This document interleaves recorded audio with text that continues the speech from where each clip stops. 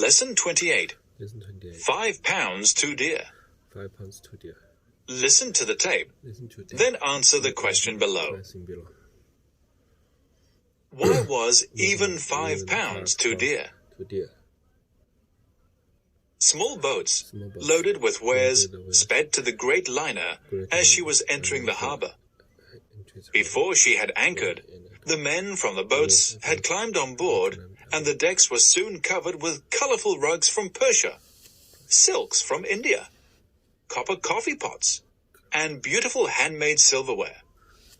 It was difficult not to be tempted. Many of the tourists on board had begun bargaining with the tradesmen, but I decided not to buy anything until I had disembarked. I had no sooner got off the ship than I was assailed by a man who wanted to sell me a diamond ring.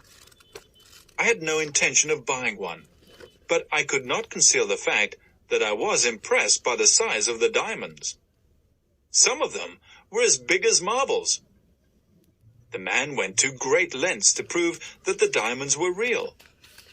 As we were walking past the shop, he held a diamond firmly against the window and made a deep impression in the glass.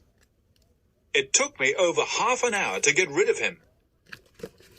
The next man to approach me was selling expensive pens and watches.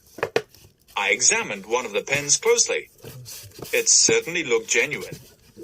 At the base of the gold cap, the words "Made in the USA" had been neatly inscribed. The man said that the pen was worth 50 pounds, but as a special favor, he would let me have it for 30 pounds.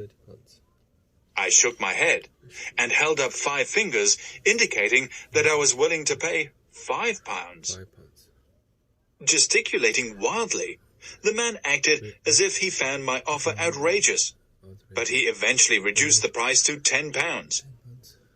Shrugging my shoulders, I began to walk away when, a moment later, he ran after me and thrust the pen into my hands. Though he kept throwing up his arms in despair, he readily accepted the 5 pounds I gave him. I felt especially pleased with my wonderful bargain, until I got back to the ship. No matter how hard I tried, it was impossible to fill this beautiful pen with ink, and to this day, it has never written a single word. A single word.